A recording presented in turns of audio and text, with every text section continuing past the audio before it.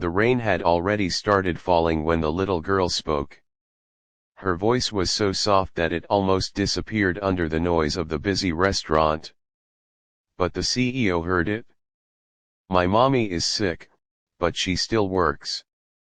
The man sitting at the corner table slowly lowered his coffee cup. He hadn't meant to listen. He was only waiting for a meeting that had been delayed again. But those words froze him. He turned his head slightly. Near the counter stood a tired woman in a worn uniform, wiping tables while coughing quietly into her sleeve. Her movements were slow, careful, like every step took effort. Beside her stood a little girl, maybe 7 years old, holding a small backpack. The girl whispered again. "She told me not to tell anyone, but she feels dizzy today." The CEO's chest tightened. He had heard thousands of conversations in restaurants, airports, and offices. None of them had ever stayed with him. But this one did. The woman bent down toward the girl and forced a smile. "Sweetheart, go sit over there and draw like we practiced." "I can help you, Mommy." "No, baby. Your job is to be a kid." The girl nodded slowly and walked to a small corner table. The CEO watched the woman return to work. She wiped tables, carried trays, and apologized politely to customers even though she looked like she could barely stand. Every few minutes she pressed her hand against the wall, breathing slowly. The CEO felt something strange inside him.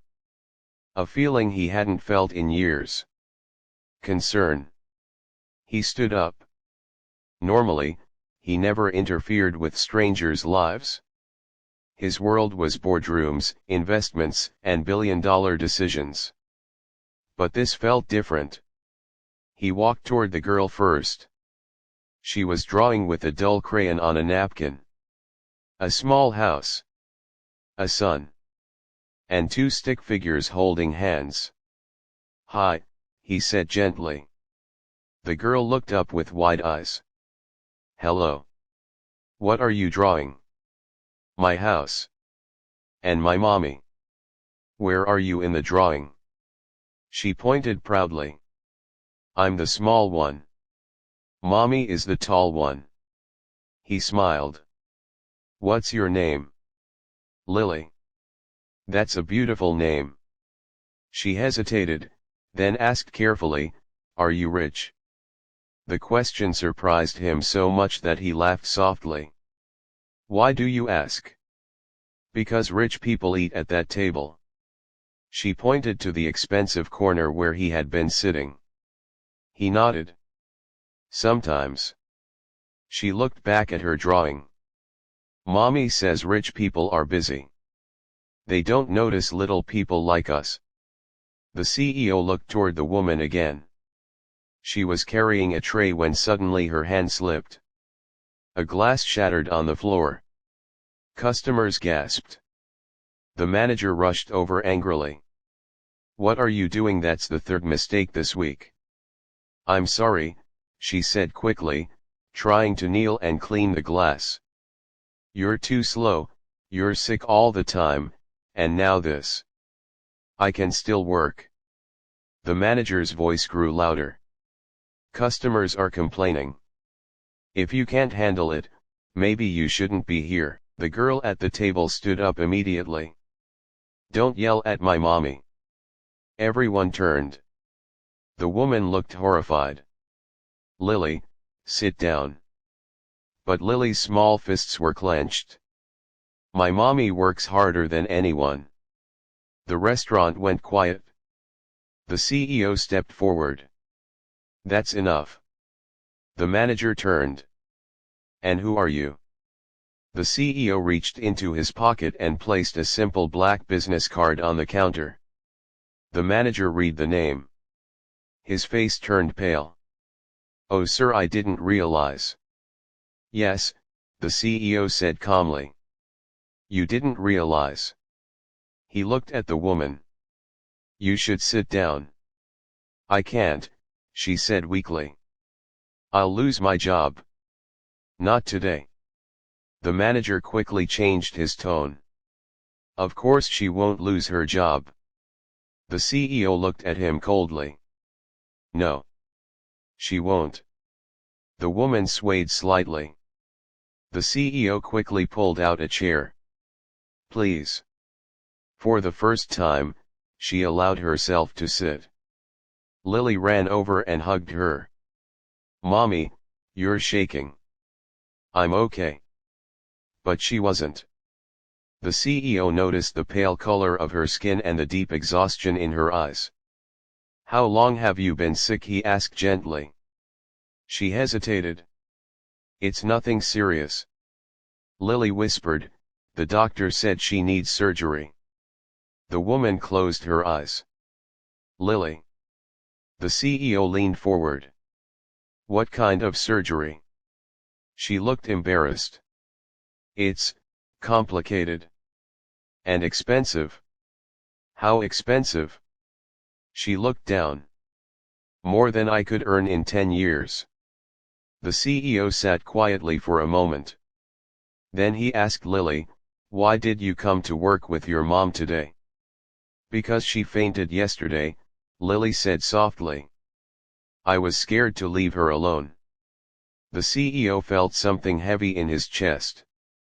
He remembered something. A hospital room. His own mother, years ago. Working until she collapsed. And a child version of himself sitting beside her bed. No one had helped them then. He stood up slowly.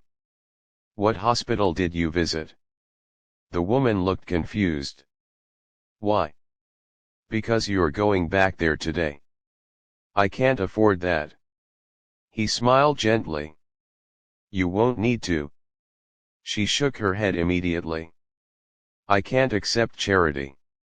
This isn't charity. What is it then?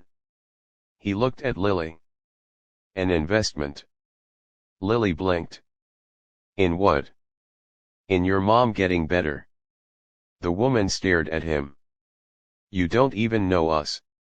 That's true. Then why would you help? He paused.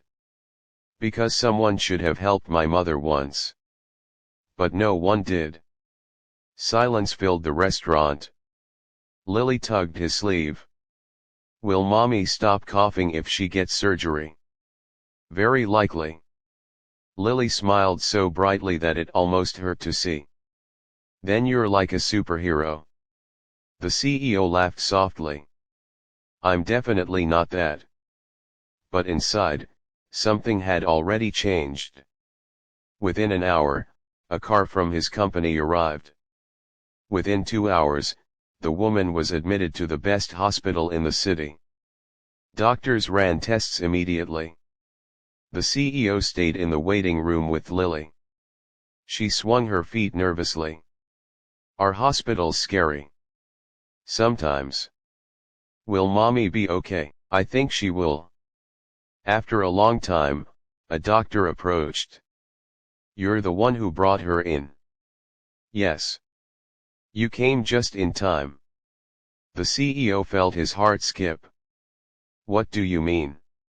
If she had continued working like this, it could have become life-threatening. Lily grabbed his hand. Is mommy dying? The doctor smiled kindly. No. But she needs surgery soon. The CEO nodded. Do whatever is necessary. The doctor hesitated. It will cost a lot. That won't be a problem. Hours later, Lily fell asleep in the waiting room, her head resting against his arm. The CEO didn't move. For the first time in years, he had cancelled all his meetings. His assistant called 3 times. Sir, the board meeting. Reschedule. But the investors. Reschedule. Sir, this is very unusual. Yes. It is. The surgery lasted 4 hours. When the doctor finally came out smiling, the CEO felt relief wash over him. She's going to be okay. Lily woke up. Did mommy win? Yes, he said gently. She won. Tears rolled down Lily's cheeks as she hugged him tightly. Weeks later, the woman returned home healthy. She stood outside the hospital with Lily when a familiar black car pulled up. The CEO stepped out. "You're supposed to be resting," he said. "I wanted to thank you." "You don't need to." "But I do." Lily ran forward and hugged him again. "Mommy says you saved her life." He shook his head. "No. She saved her own life by working so hard for you." The woman's eyes filled with tears. "What can I possibly do to repay you?"